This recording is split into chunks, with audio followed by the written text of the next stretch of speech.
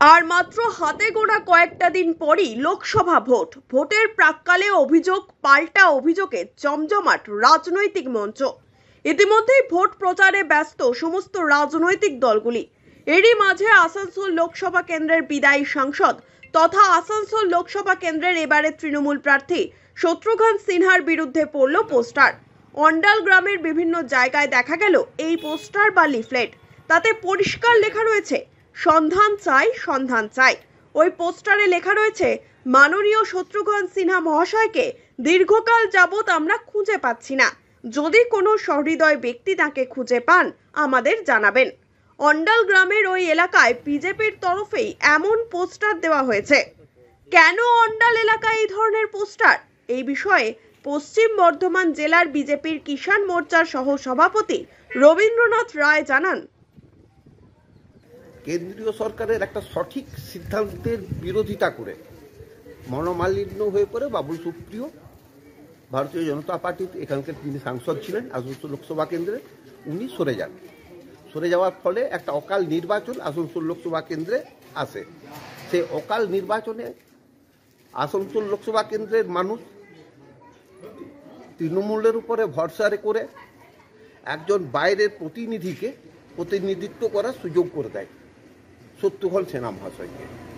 আমরা কিন্তু লোকসভা নির্বাচনের পরের থেকে আর আমরা আমাদের প্রতিনিধি আজ আসানসোল লোকসভা কেন্দ্রের যিনি যেহেতু উনি জিতেছেন, সেহেতু ভারতীয় জনতা পার্টি আমরা যারা করি তাদেরও প্রতিনিধি, তৃণমূল যারা করে তাদেরও প্রতিনিধি।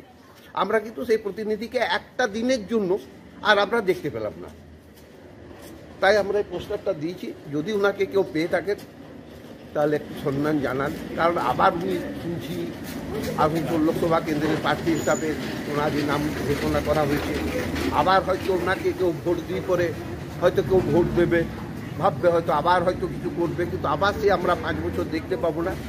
তাই আমরা এই জিনিসটা আগের থেকেই আসানসোলবাসীকে সাবধান করার জন্য যে আমরা কিন্তু যাকে ভোট দিয়ে নিয়ে এসেছিলাম তাকে আমরা দেখতে পাইনি।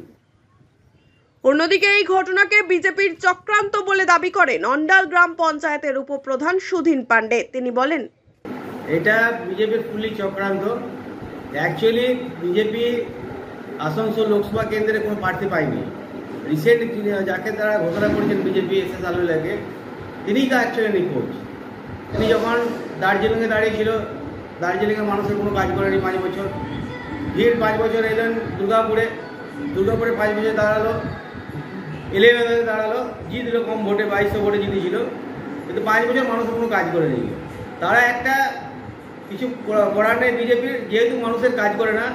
আমাদের পার্টি তৃণমূল কংগ্রেস সর্বক্ষণ মানুষের সাথে থাকে এবং শত্রুঘ্ন সিনহা আপনারা জানেন যে 2022-এ যখন উপনির্বাচন হয়েছিল তখন তিনি মানুষের আশীর্বাদ পেয়ে, জনগণের আশীর্বাদ পেয়ে তিনি 3,03,000 ভোটে জিতেছিলেন, বিপুল ভোটে। এবং শত্রুঘ্ন সিনহাকে আমরা আসানসোলের মানুষ এবং অন্ডালের মানুষ আমরা সবসময় পাই। যখন তিনি আমাদের যখন প্রয়োজন হয়, কোনো সার্টিফিকেট থেকে আরম্ভ করে, কোনো দরকার হসপিটাল থেকে আরম্ভ করে, আমরা শত্রুঘ্ন সিনহাকে সবসময় আমরা পাই। সম্প্রতি বিজেপির 400 পার স্লোগান নিয়ে সরাসরি আক্রমণ করেন বলিউড সুপারস্টার শত্রুঘ্ন সিনহা।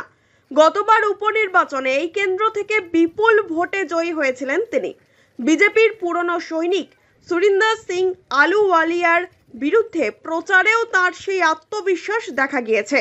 এরপর অন্ডাল গ্রামে শত্রুঘ্ন সিনহার নামে পোস্টার পড়ায় অস্থিরতা বেড়েছে তৃণমূলের অন্দরে। ঘটনাটি নিয়ে সমালোচনার ঝড়ও উঠেছে রাজনৈতিক মহলে।